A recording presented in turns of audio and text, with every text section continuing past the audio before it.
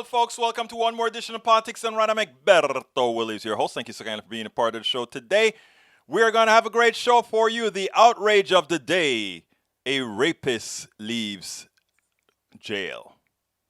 Somebody who put stuff in ladies' drinks and had their way with them is out of jail. Remember what I talked about a meritocracy?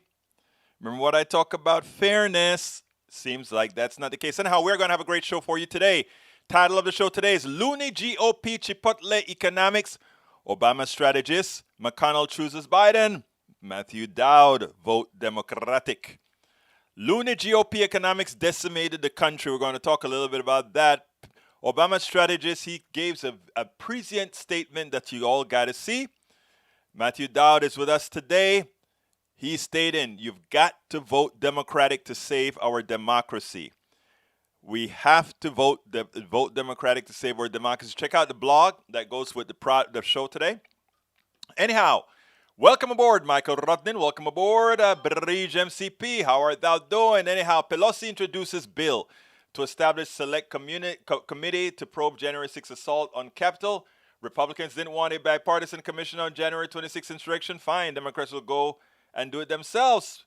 But you know what? The bill just passed, but there are only 2 Republicans that voted for it. Can you believe it?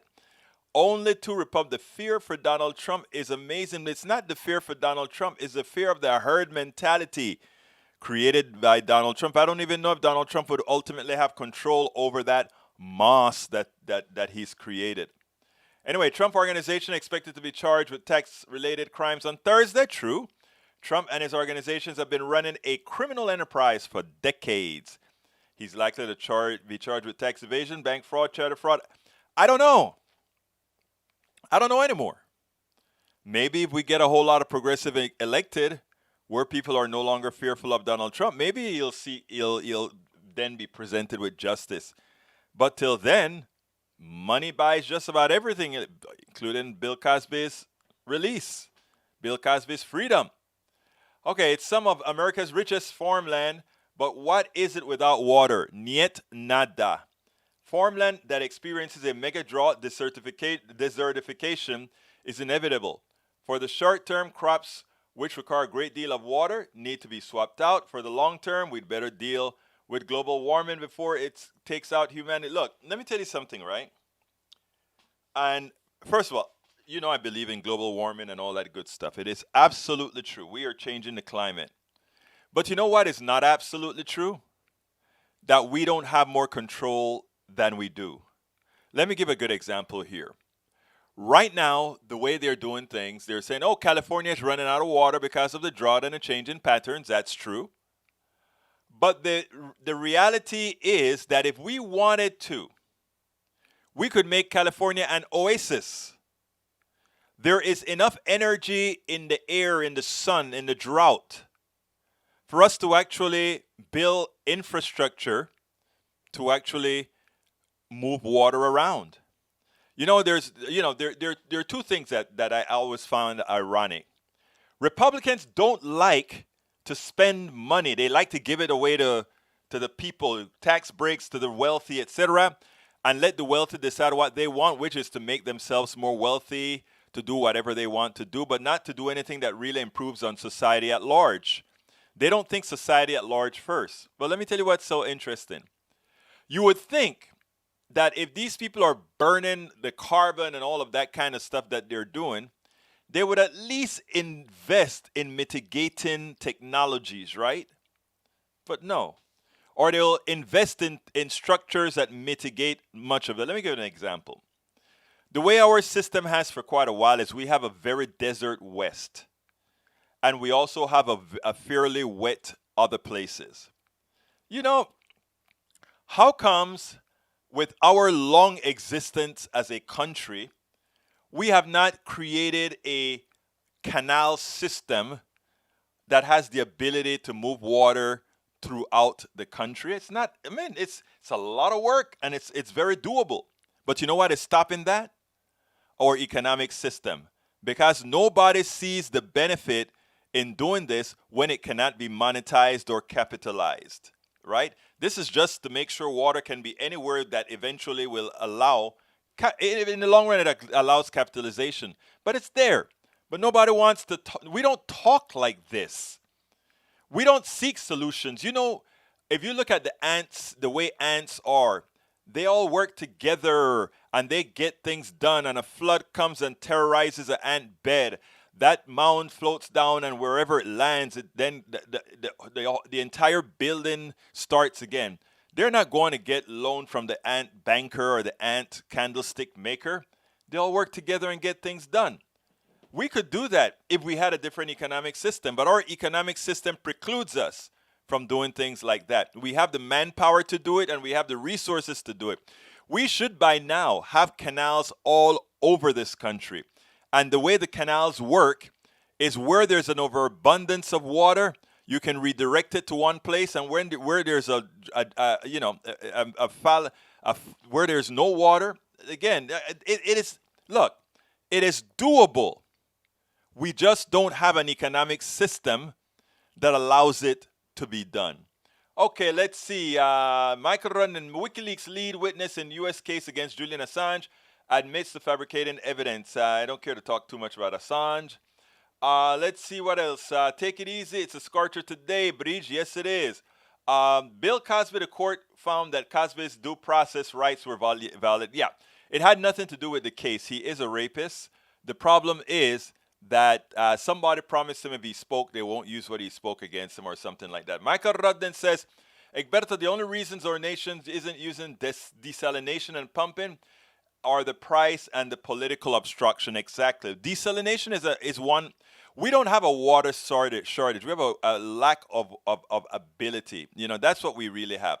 So Egberto wants us all to be unthinking drones, typical Marxists. Wow, if I were an unthinking drone, wow, what would it be like? Oh my God, not at all. I don't want us to be unthinking drones. I want us to be thinking people who realize that those of us living today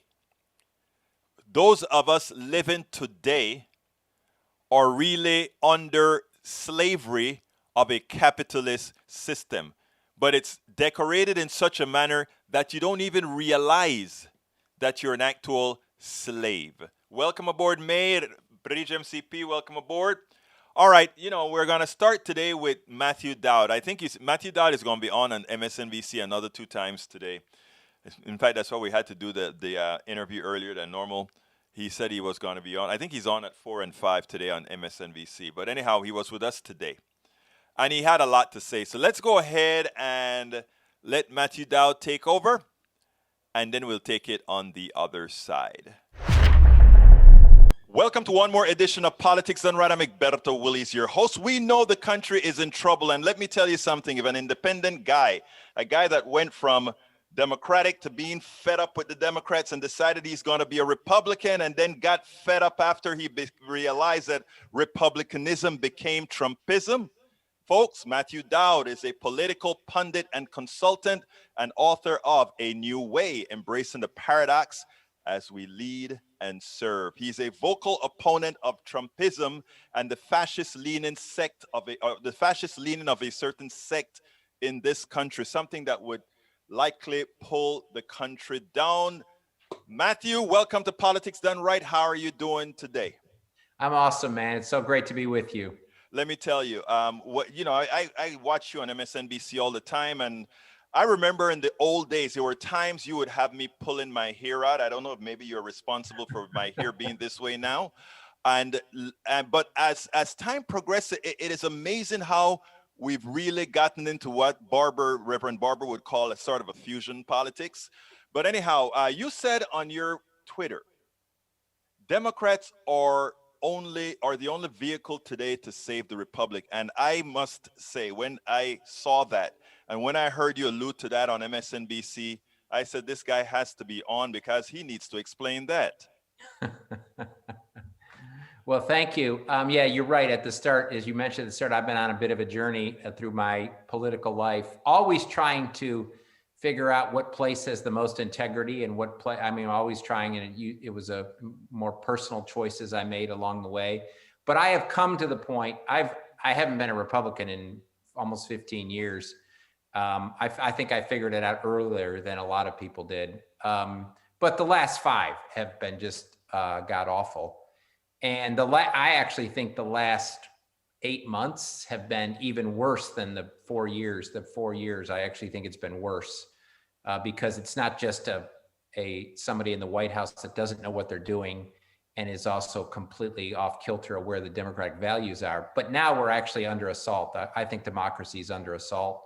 I have come to that place where I don't think the GOP can be saved in its current rendition because it's 85% Trumpism, and all of the elected officials seem to be enabling it, or almost all of the elected officials seem to be enabling it. And so at this moment, I think the only vehicle, and though I may disagree with some of the Democrats on some issues, but I'm aligned on a lot of it, they're the only party that actually supports democracy today, the only major political party that supports democracy today. And so in my view, the only way the Republicans will change is if they suffer devastating losses in the next few elections, this one coming up in 2022 and then in 2024. It is the only, they will not change they can't be moral argumented into changing. They're incapable of engaging in that at this point. And so in my view, I'm going to do whatever it takes to elect Democrats wherever I can in whatever place, especially here in Texas. I signed up yesterday to be a volunteer deputy registrar. I read that. Yeah, and a lot of people were surprised, like because I've obviously run campaigns, but I was like, anything I can do to support that, to do that, and then tell people this is what we need to do. I'm going to do. And it was great too. It was a little instruction, and then you take a test. And there was, in this little town of Kyle, Texas, 37 people showed up to become in Kyle? In Kyle, Texas, in this small town on a Tuesday night, 37 people showed up to be volunteer deputy registrar. So to answer your question, I think democracy's at stake. The Democratic Party, we can argue about policy later once we save the democracy, once we get through this. Right. But I think for right now, everybody has to put their differences behind and work on this. I agree with you wholeheartedly. Now, you in that little montage, you had a very important thing that you mentioned. You are more concerned about the last 8 months than the 4 years of Trump. And I don't think a lot of people understand what you're saying there. I think it's important to realize, while Trump is sort of an insipid person who thinks about himself only, over the last 8 months, we saw some guys who understand what is actually happening and how to command power in a particular manner. Why don't you expand on that? Because I think a lot of people don't get that. That was a very important statement there. So, we can all argue about the level of damage that Trump did to our country, which I think he did a lot. Not only from a policy perspective, but also from just tonally and giving permission to people to do bad things. I think that, he released people to do bad things.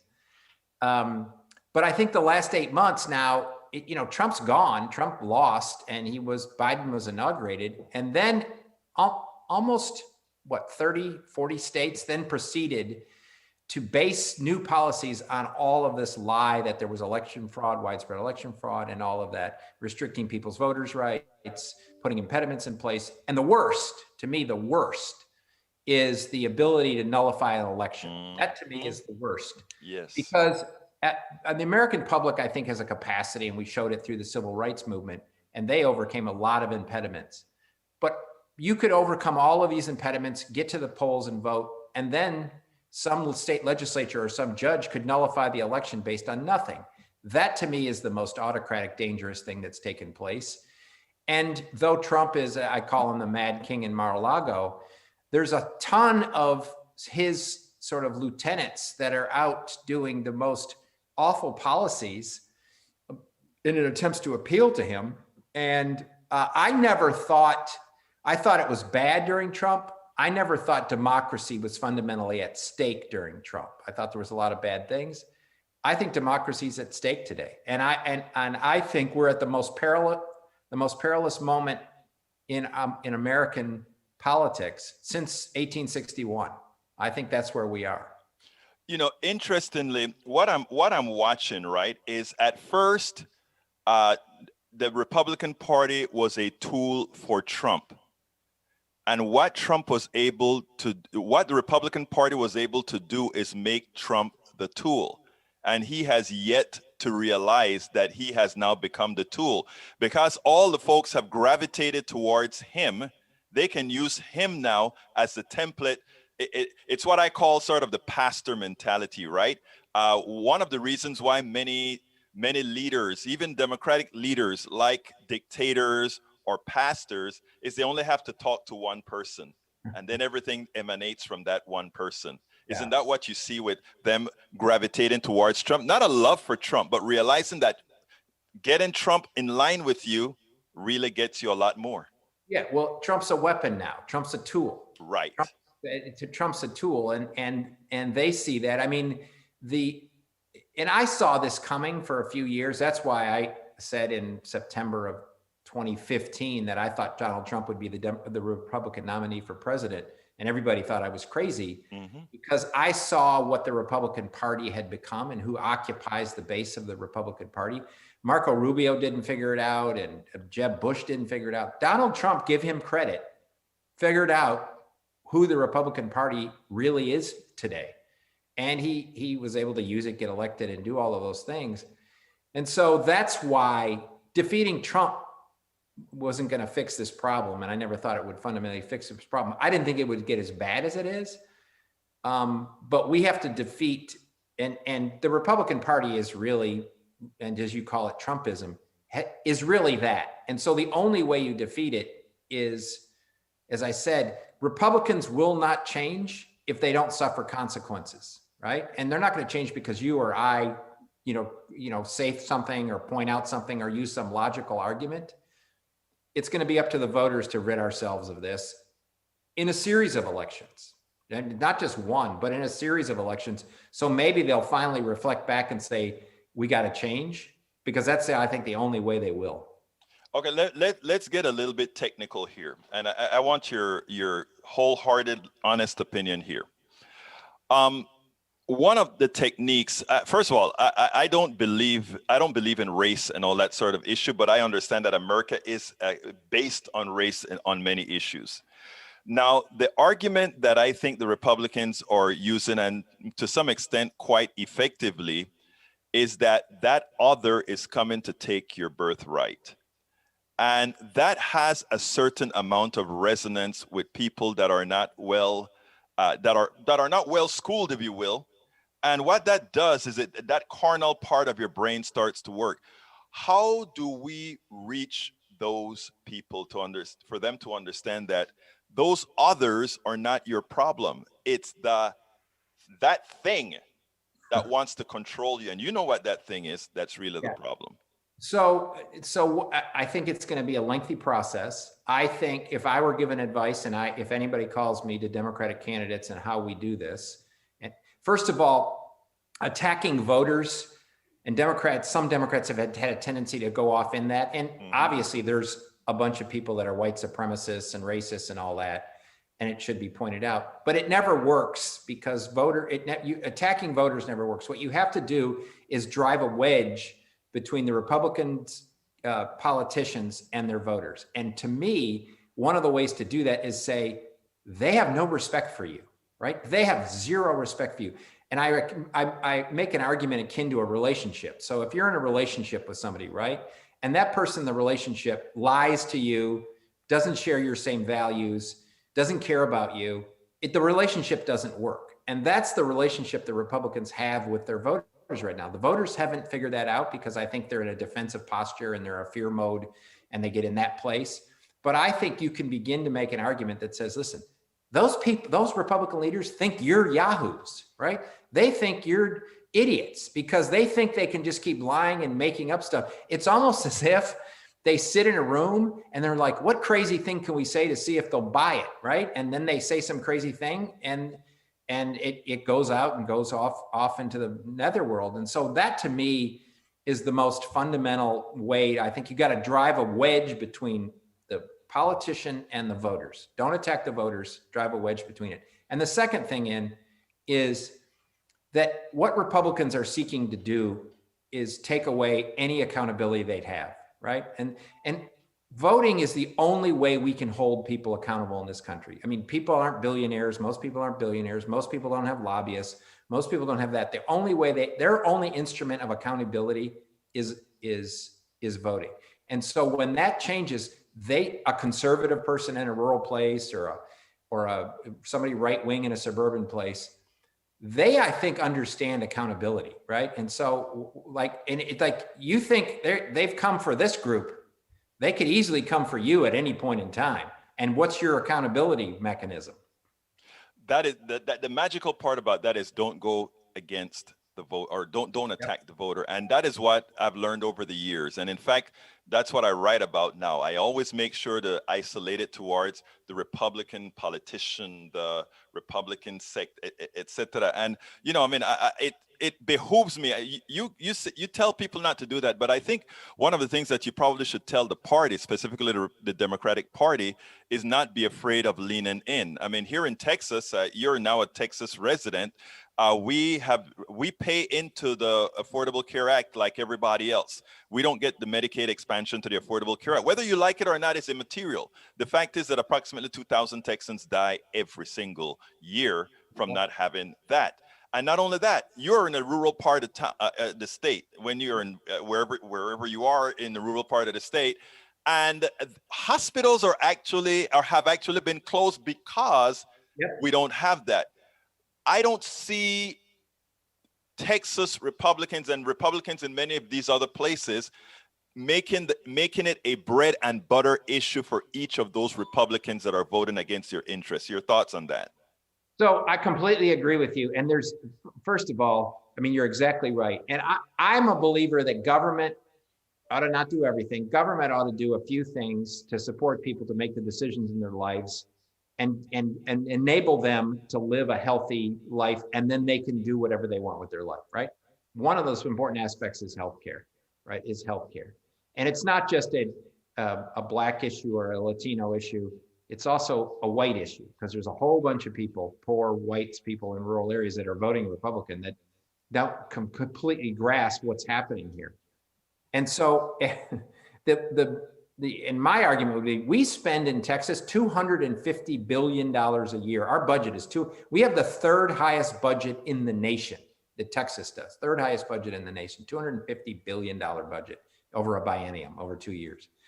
And for the cost of what the governor of the state is trying to do with a wall along Mexican border, we could expand Medicaid and close the gap on people that don't have access to health care. And you know what else is interesting? If you expand Medicare in Texas, you create 200,000 jobs. Thank you. Thank you. And you know, I've told many on my program, including on KPFT, that fiscal responsibility dictated that we accept the Medicaid expansion to the Affordable Care Act, whether you like it or not. That's not the point. It is law. You can try to change it if you want to later on, but while it's there, putting ideology over fiscal responsibility is a problem. Exactly. It's amazing. Anyway, look, we're getting close to the end of our time, and let me tell you what I'd like to ask you to do. I always ask this as my last question. What didn't I ask you that you would have liked me to ask you, and what would you like to tell our audience going forward? So you asked a lot of great questions. Here's what I'd like to say. It's a very concerning moment, and I'm incredibly concerned, but I have a great hope, because I believe that if we can energize and engage the American public on this, most of us share the same fundamental values in a way, we can get through this, and we can actually get through this. It's almost as if there was a scab, we needed to tear off the bandage was torn off, it hurt, but we actually needed some cleaning to do of the American experiment.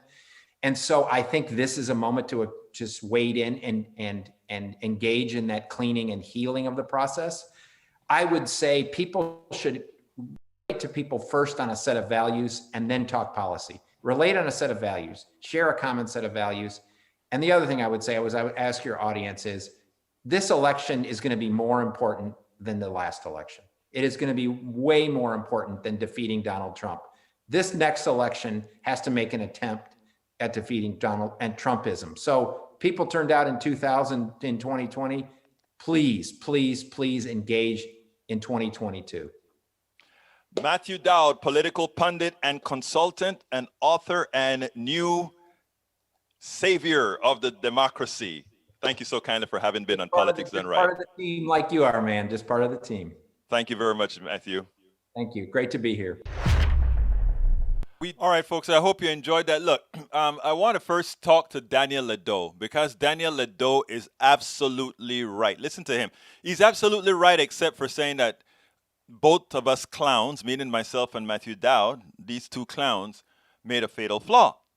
Because here's what Daniel says. They think Trump created a state of current Republican ideology. Nope. Emerging Republican ideology created Trump. It is not about who carries the standard. It is about the ideology.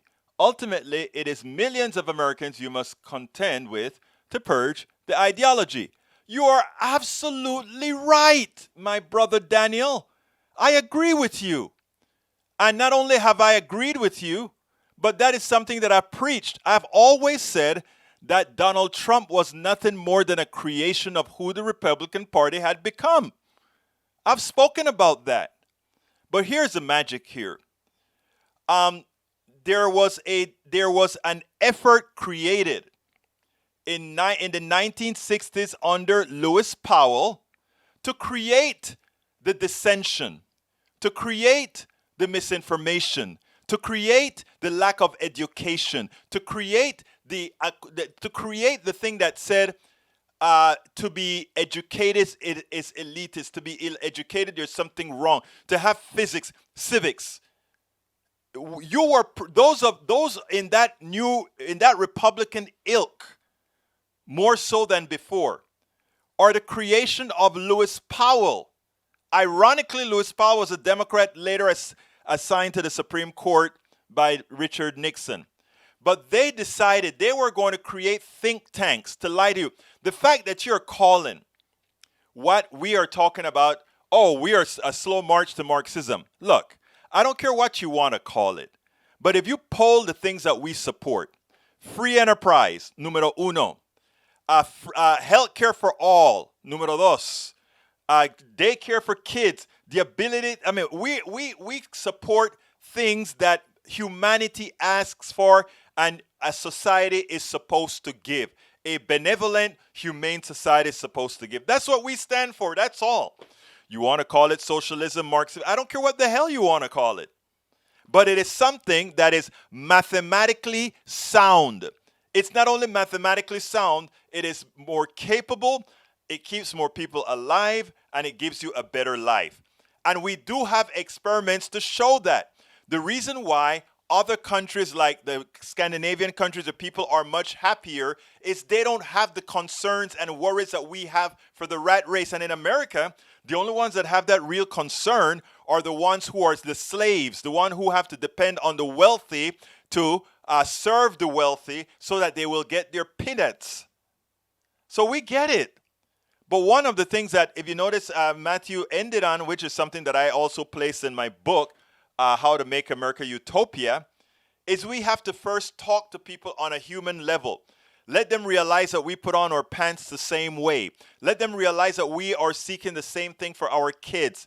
We are not the boogie person that Fox News and AON and Newsmax make liberals and progressives out to be, because most people are in fact liberals and progressives.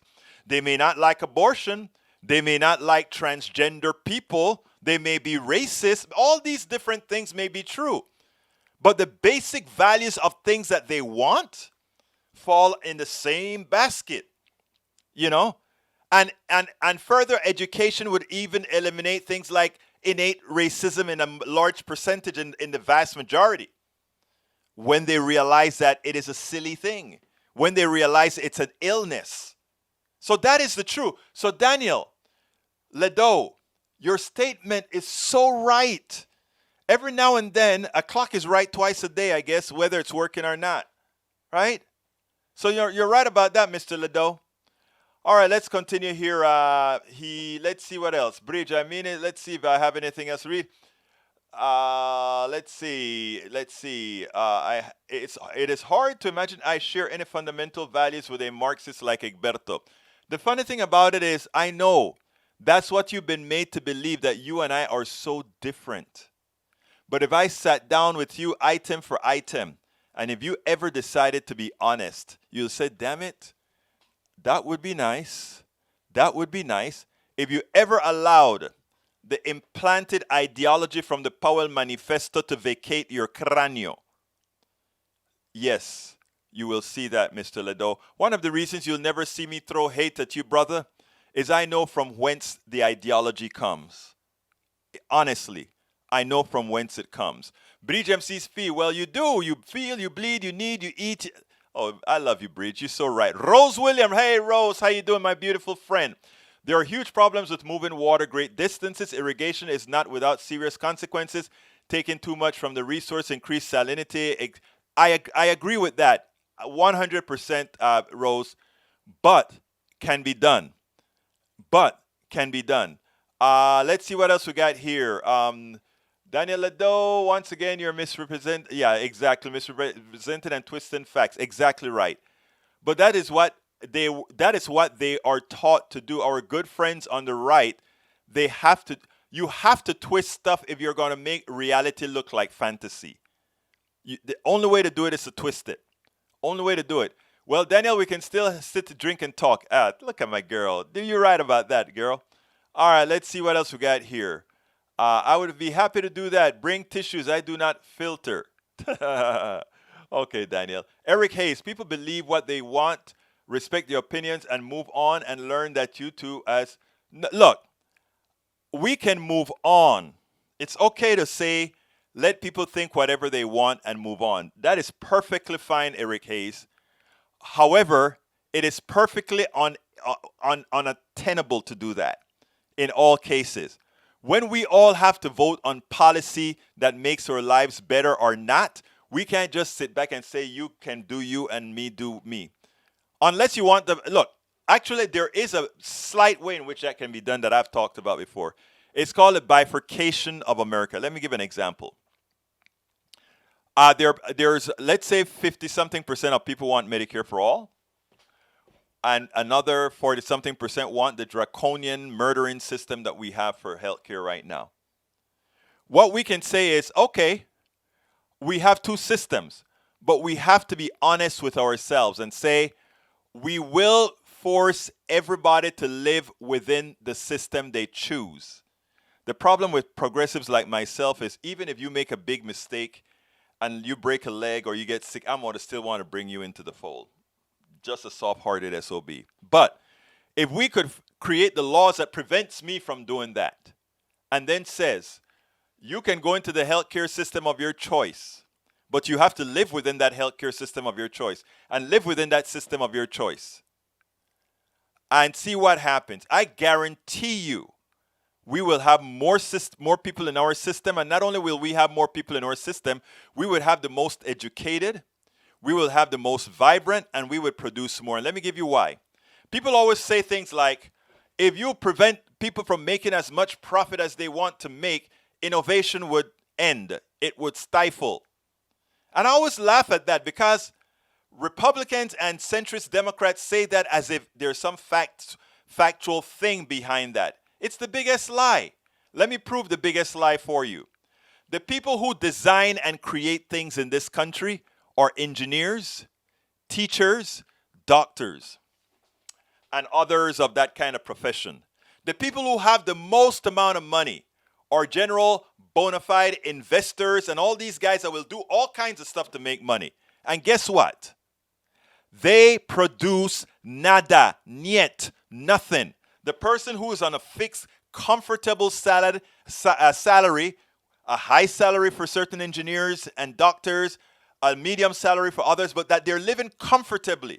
They don't have to go out there and do crazy things. They're innovative. They want to create. It is a lie that somehow having a high tax system where everybody pays their fair share will hurt innovation. It's a lie. We're living it right now to prove it's a lie. How do we know? Because innovation don't come from the people with money.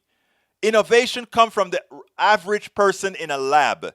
Innovation comes from the average professor at a university. Innovation comes from all these places. The movers of capital have those of us that are innovators running to beg. Look, I have a good idea. Could you please fund me? I have a great idea. Could you please fund me? And what usually happens is the government funds the great idea initially. And when the government has proven that the great idea works, then comes those parasites from the capitalist system to then turn that into a whole lot of capital for a very few. That is the reality of how things work. Read my book, please. I urge you. How to Make America Utopia. It's not a meritocracy. The people with the most money aren't the people that create anything. Please, I beg of thee, understand the truth. We've been lied to. We have been lied to for decades from the inception of our country. We've been lied to. Anyway, it's time for me to go ahead and ask. Folks, please, if you are on YouTube, please click that join button. Become a part of our posse. Become a part of the PDR posse. That is how we are going to get truth across so that we can stop voting against our own interests. That is how we're going to bring in brothers and sisters. We may not immediately bring in Daniel Ledo, but we'll bring in a lot of folks like Daniel Ledo. We'll bring in a lot of folks like Eric Hayes because I've already done that. We have already done that. We have, and if you doubt it, the explosion in the amount of people that voted on the left side in the electorate this time proves the point. And that's what we have to continue. But help us do it. We've got to be funded. Please go ahead and click that join button. Become a part of the posse. If all of us do a very little, we can get this stuff done. If all of us do a little. So please go to politicsdoneright.com/YouTube if you don't have a join button on your YouTube. And here's the link right here. It is politicsdoneright.com/YouTube, politicsdoneright.com/YouTube. You can also go ahead and get our cup. You see that cup that's on the screen where some of our loyal members have already purchased? You can go ahead and get our cup at that link that I just played. Oops, I put two links up there. Let me put the first one up there. You can get the cup at any one of those links, but let me put the correct link up there. Just get, para ver qué mariconada está pasando aquí. Okay, there we go. Here is the link for the cup. Now, there are several other ways to support us. You can either click that $sign on the YouTube thing and give us a super chat. I love super chats as well. Or you can go ahead and support us on Patreon. I need 1,000 members at Patreon and 1,000 members at YouTube. Here is the Patreon button, politicsdoneright.com/Patreon, politicsdoneright.com/Patreon. You can also support us at PayPal, politicsdoneright.com/PayPal, politicsdoneright.com/PayPal. Anything you buy at a store, the profits go right back into our business here, making sure that we can get that data out to people, inform people. Because it's not that the mainstream media is bad. It's just that their hands are tied. There's just so much they can tell you. But we can, unabashedly, give you full info. So please, again, politicsdoneright.com/store. And if you want to try out our books, and let me put the scroll back with our books on. Please go ahead and get our books. Look, I made a sincere effort with 3 books. Okay? This one was the last one that I wrote. How to Make America Utopia. Show that we're not a meritocracy and how things could really be. This one here says, we can't just do this alone. It's worth it. How to talk to your right-wing relatives, friends, and neighbors. You have to find a way to reach out to others. Some of them are going to push back, like Daniel Ledo pushes back all the time.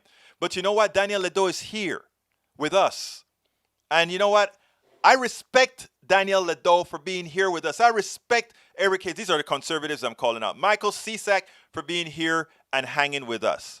Yeah, they attack us all the time. But don't ever doubt that at some point, some nerve doesn't get hit. And of course, the first book that I wrote, as I see it, Class Warfare, the Only Resort to Right-Wing Doom. And the war that we're talking about is the war, it's an intelligence war. It's a war of getting ourselves intelligent, of really understanding how things really work. Because the economic system that we were taught, wasn't the side of the economic system that everybody sees, right? Or it's the side that everybody sees. They don't tell you what's the underlying danger of the economic system. They don't tell us how it really doesn't work. So we have to be able to communicate, but to communicate, we also need to learn and understand. So please go click that join button, become a member, either on YouTube by clicking that join button, or go to politicsandright.com/Patreon, or Patreon is spelled Patreon. I repeat that because we are also on podcasts, and most of our views are in fact on podcasts. And also politicsandright.com/PayPal to provide support, politicsandright.com/YouTube, politicsandright.com/store, politicsandright.com/books to get all of our books. Okay. Let's see. Eric says it is not attacking, it is sharing a point of view which is important enough to bring up and discuss rationally. I completely agree with you, sir. Completely agree with you. Breach says, hey, all going to leave early. House inspector coming. Oh, I'm going to miss you, Breach, but thank you for the time that you spend with us. Talk to you mañana. You as well, Daniel Ledo. All right, great. Eric Hayes said it's not. I read Eric already. And let's see. Rose says, at the university, I have been fortunate to work with so many innovative and hardworking people who routinely go out of their way to be supportive and help others. Money is not the motivation factor. You know what? Russia is, people like to call Russia a communist country. First of all, Russia wasn't communist. Russia was corrupt. But it just shows you that even in these corrupt, communist, whatever type of country you want to call them, innovation occurs. Great innovations and innovators came out of Russia. Great innovations and innovators come out of China. People like say, oh, they copied everything from America. No, all of us copy from each other. When America wanted to build rockets, it brought Goddard out of the Nazis into America to build rockets. Come on, guys. Let's not allow them to keep lying to us. Let's educate ourselves. Anyway, I want to talk a little bit about the stimulus, not the stimulus, but the infrastructure deal. Check this out. We'll take it on the other side. After a successful negotiation between Republicans and Democrats, Biden came out and he said that the only way he will sign the infrastructure bill, the bipartisan infrastructure bill, is if it came along with the human infrastructure bill. That was great. Every single progressive is happy with that. Actually, most Democrats are happy with that, but Republicans called foul. And Sinema and Manchin, we know they were probably kind of iffy about that as well. And you have to ask yourself why. Everybody knows that progressives are not going to go along with the signing of a bipartisan bill that is really nothing more than a Republican bill and not support a human infrastructure bill, or not make sure that that human infrastructure bill is the thing that Democrats and those people who are humane really want. I want you to listen to Kai Komanduri, which is a strategist, Obama strategist of Yay Yonder. And you need to understand the McConnell methodology. You have to understand the Republican orthodoxy and Trumpism all in one. Listen to what he has to say, and then we'll take it on the other side. We are joined now by political strategist Jay Komanduri, who worked on the Obama presidential campaign and has advised other Democratic campaigns. Why is it important to understand that even if there weren't a ton of Republican moderates in the old days, there's a big difference between a few and virtually none? Well, you can see the difference right now in this, what I would say is so-called bipartisan infrastructure deal. What we actually really have is a Republican deal that some Democrats, or really Democrats in general, support. But there is nothing in this infrastructure deal that Trump himself wouldn't have signed. The only reason he didn't sign such a deal is because he and the Republicans were simply too lazy to put together a piece of legislation like this and send it to him for his signature. Now, Biden and the Democrats did the work, and they therefore have this bipartisan deal. That seems to be the new definition of bipartisanship. Democrats do the work, and maybe some Republicans go along with it. However, the old-fashioned version of bipartisanship was that Republicans would in many cases acknowledge and acquiesce on some level to the ideological priorities of Democrats. That simply did not occur here, which is why we're talking about this partisan budget reconciliation to get some of those priorities actually through. You lay it out. It's very important what you're saying, Che, because sometimes language has a way of having sort of residual associations. So Right. when people say go negotiate or bargain, those meetings are thought of as automatically ending with something in the middle. And there's a certain school of politics that likes that. Or Joe Manchin, as you pointed out in one of our earlier discussions, he associates the filibuster as a tool for compromise. One can debate when that was true. It's certainly not true now. So the residual language there is that, no, it's not a moderating device. It's not a compromising device. It's a Mitch McConnell hostage-taking device. And it's not personal. What I appreciate about your analysis is this isn't the personalities. This is the structure of what they're doing. To that end, Mitch McConnell was asked a somewhat clever question about his favorite Democratic president. Guess who it is? Take a look. You're stranded on a desert island, and you can only have one companion. Your choices are Joe Biden, Barack Obama, Bill Clinton, or Jimmy Carter. Who do you choose? I would pick Biden. He lands on Biden, and yet he's here to crush Biden's agenda. Yeah, and it's all very much by design. I mean, we talked about last week how the Voting Rights Act would have been a long-term institutional investment in the future of the Republican Party. You most certainly would have increased the number of moderate Republicans who exist, because those moderate Republicans would have to exist because market forces would force Republicans to go after young voters, more diverse voters, and then play in non-gerrymandered, non-partisan districts. That would have increased the number of moderate Republicans. However, Mitch McConnell doesn't want more moderate Republicans. He doesn't like the moderate Republicans. And as much as he claims to dislike Trump, boy, does he love the Trump Republicans. The reality is the Trump Republicans are pliant and they follow orders. You know, to put it in movie terms, they may roar like the T-Rex in Jurassic Park, but what they really are is that cowardly lawyer in the outhouse, ready to be food for the real monster who's Mitch McConnell. The engineering technological advantage of the evil emanating out of Mitch McConnell. Look, let's explain it, because I don't want to hit Biden because he was chosen by McConnell. I want to put it in context. We have the mainstream media. The mainstream media, most of those reporters in the mainstream media do good work. They're good.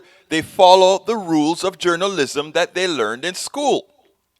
Unfortunately, with the inception of the Powell Manifesto and the think tanks that they created, they were able to create a narrative that was able to subjugate the journalism techniques that's learned by these students in school. So they get co-opted. You can't have the same kind of fair and balanced journalism anymore, because fair and balanced journalism, and a journalism that doesn't take a point of view, and a journalism that listens to one side as equally as it does the other side. Well, the Republicans said this, the Democrats said this, now American choose.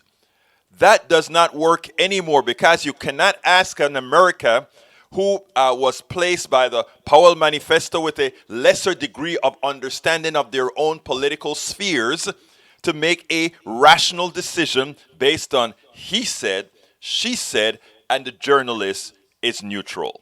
It doesn't work anymore. And I reflect that onto El Señor Presidente Biden. Biden believes in the techniques of the past. The filibuster was there so that even the people in the minority will have a voice. Of course, we know there's a Bill of Rights that prevents that prevents a minority from getting abused. So simple majorities should be just fine for policies that doesn't fall under the Bill of Rights. But he believes in the old school, what he was taught, what he was brought up in, the filibuster. So we waste a lot of time. We waste a lot of time trying to negotiate with terrorists, which is what we have. And in the process, we lose time. And in the process, Americans lose hope, or they lose the belief that you can actually deliver. And then you get real close to the next election, and it's either very close or you lose. We have to understand these concepts. We don't have time to waste. We don't have time to placate. We don't have time to create a fall bipartisanship. We give the offers. If the offers are denied, then we go it alone. And I don't mean letting the offers be drug out for weeks upon weeks upon weeks, because that is but a stalling tactic that Mitch McConnell has used before and knows well. And when he is in power, there is no stalling tactic allowed. He couldn't get a Supreme Court judge, so he simply abolished the filibuster for the Supreme Judge.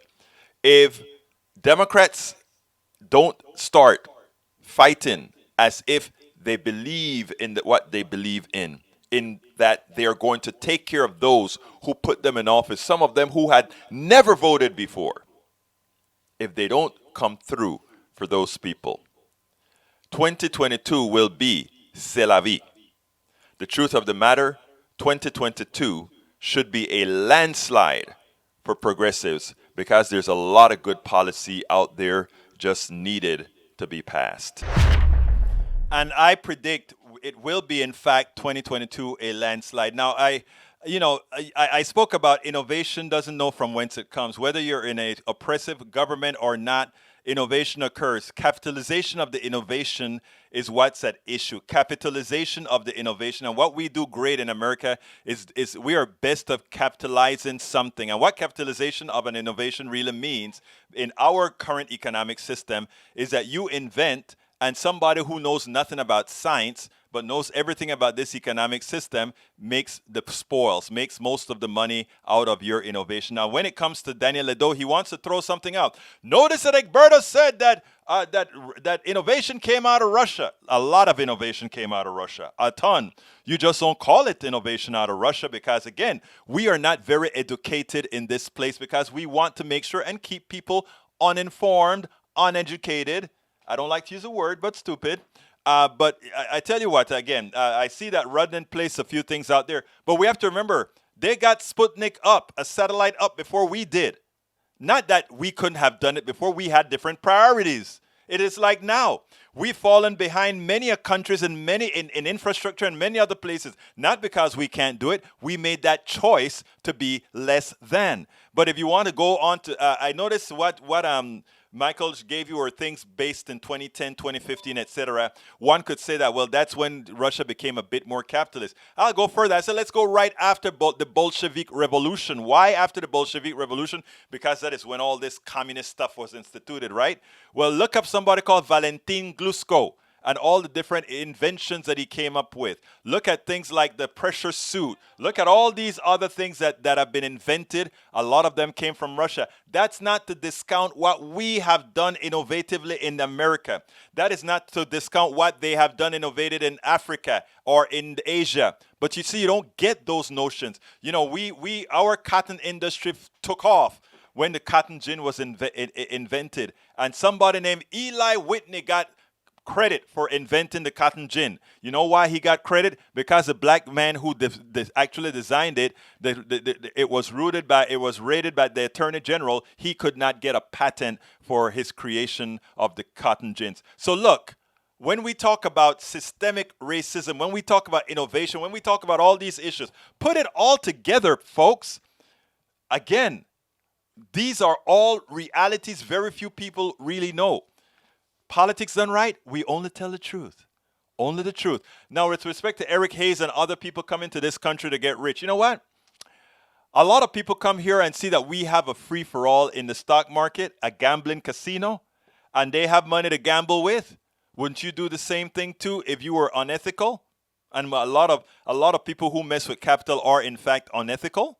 They come out here and they say, hey, if I go ahead and throw my stock there, I can sucker a lot of money out of the yahoos in America who believe in this capitalism crap. They buy up all my stock and I run away with the loot back to my country. Yeah, why not? If we want to believe in a system that is designed to con you. If you set yourself up into a system that says, wait a minute, I created this thing. And I do all the work to make those cars drive and build the roads. And 1.1% of the guys can live in those buildings that I built. I can't even touch those buildings. You support it. You agree that you are less than they are. You see, I believe all of us are equal. I believe all of us have equal access to success, but a lot of times there is a boot on our neck. My goal is to make us so informed that we don't sit down and look at Bill Gates and think Bill Gates has something over us, because he does not. There are parts of programming I am sure I am better at than Bill Gates, and there are part of programming he's better at than I am, and there are part of programming that John Peter is better than I am, and I see Bruce in here. Bruce is a hell of an engineer. There's a part of chemistry I couldn't hold water to Bruce with, but I could tell Bruce about some kinematics that he would know about, because we are all a composite of amalgamated knowledge that no one should have preeminence. No one. No one. Carl Cox, Republicans fight for civil evil causes, Democrats fight for common good. True. Egberto, if you think isn't following one of these anymore, thank you very much, my brother. I appreciate you, Mr. Rudnan. Egberto, great visit today for once. Thank you, brother. Thank you. Michael Rudnan, Egberto, when someone says a country hasn't had any innovation, it's simply look up to see how much of that is ignorance. Egberto, pick a year. Exactly, Michael. It wasn't hard to find all the stuff that Russians created and things that we are using that are created or invented by Russians. Capitalism is not bad. Several nonprofits count on them for. No, they don't count on capitalism for. Well, they take the capitalist dollar because they don't have a choice. But no, capitalism is, again, if you understand the tenets of capitalism, it is impossible for any ethical person to look at it and say it is okay for you to make a ton of money off of somebody else's worth while they starve. While you don't want to pay taxes, while they starve. Regulated, we can say, well, we want to regulate capitalism. Yeah, we can regulate capitalism in a tough manner. At that point, it doesn't become capitalism. It becomes free enterprise. That's what I want. Folks, all we got to do is learn. Bill Gates keeps secrets. Egberto doesn't. Exactly, brother. Bruce Pollard, Russians are great chemical engineers. Thank you, brother. You know, and Bruce is a hell of an engineer. A hell of a scientist, actually. Bruce is a smart dude. Scientist. Anyhow, let me tell you guys, look, we're coming close to the end of the program. Please go ahead and click that join button. Become a part of our posse. Wages for labor below poverty is an immorality. Michael Rudden is absolutely right. Eric Hayes says, read the statement, then don't read into it because you are very wrong on this. Nonprofit use them for growth. We'll discuss that another day because I'm out of time, but understand what I'm saying. Anyhow, Patreon. politicsandright.com/Patreon to support us. politicsandright.com/PayPal to support us. politicsandright.com/store to shop at our store.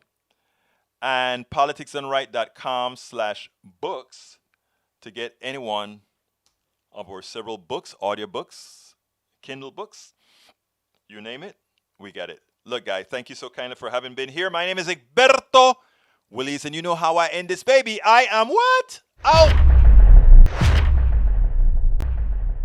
We spend a lot of time deconstructing the news, trying to parse it into a form that everybody can understand. We try to find those little nitpicks where it flies above the fray, etc. If you really like these videos that we do, I want to ask a big favor. Please go ahead, number one, subscribe to our channel, and number two, please join if you can. Thank you so kindly for watching. Keep watching. Please remember to share. We must populate the entire internet with our progressive message, a message that we know is what most Americans say that they want. So help us, please join.